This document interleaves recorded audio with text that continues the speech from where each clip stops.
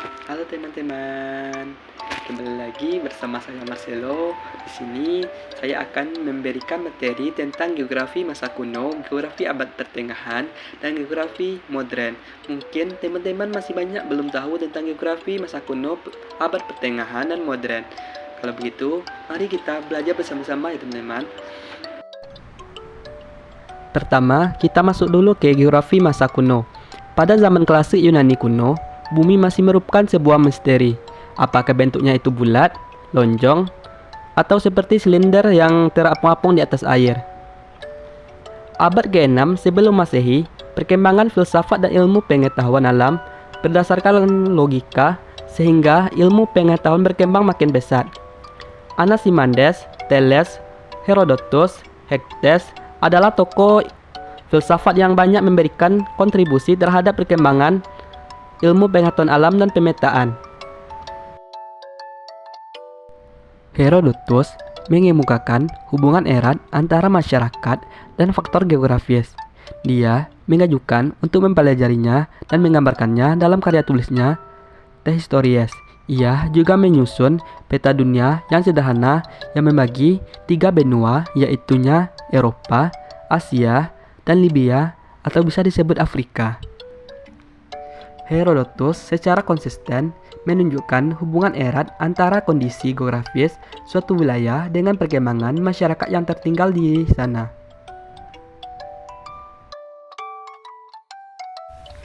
Nah teman-teman, sekarang kita beralih ke Strabo dalam karyanya yang berjudul Geographica volume 17 yang menyajikan deskripsi sejarah dan geografis dari wilayah-wilayah yang dikenal pada masa Kekaisaran Romawi dan Yunani kuno.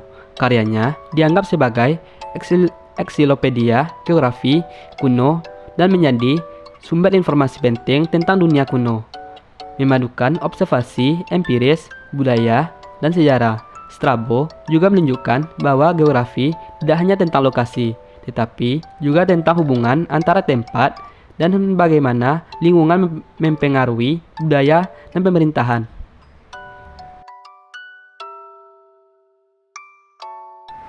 Nah teman-teman, sekarang kita beralih ke Ptolemy.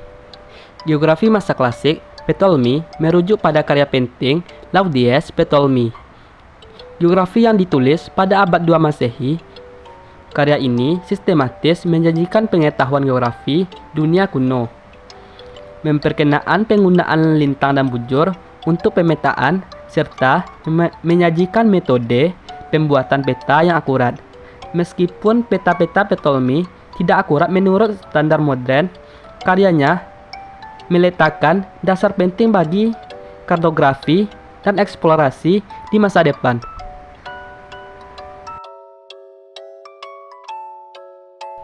Setelah kita membahas tentang geografi masa kuno, sekarang kita akan beralih ke geografi abad pertengahan ya teman-teman. Abad pertengahan, abad ke-5 sampai 15 banyak diwarnai oleh kebangkitan ilmu pengetahuan sosial dan perjalanan bangsa-bangsa Arab yakni Timur Tengah dan Afrika Utara. Ilmu pengetahuan alam, astronomi, matematika, kesehatan termasuk geografi dikembangkan melalui penelitian, ilmu, dan perjalanan berbagai tempat di dunia. Di Eropa, pada abad pertengahan sering disebut dengan abad kegelapan atau bisa disebut Dark Ages.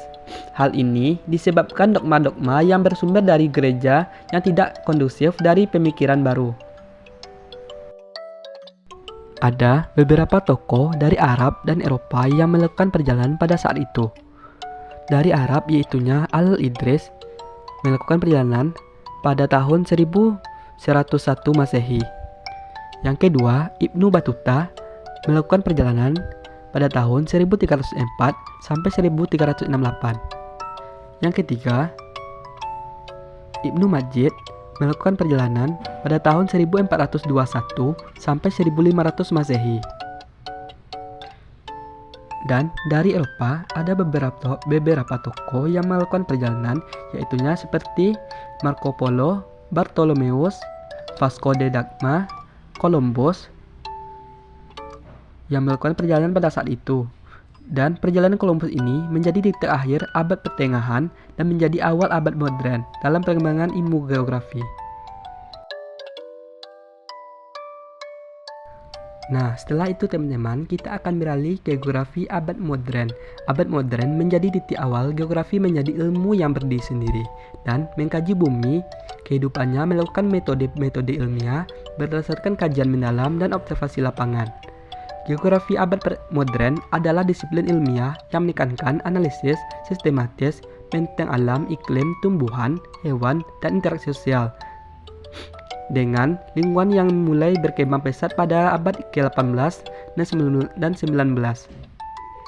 Tokoh seperti Bernhardus 1622 sampai 1650 merupakan pencetak dasar di dikotomi keilmuan geografi sistematis dan geografi regional. Ya teman-teman, mungkin itu saja video materi yang dapat saya berikan. Dan untuk videonya, teman-teman bisa share ke teman-teman yang lainnya. Dan sampai jumpa untuk video berikutnya.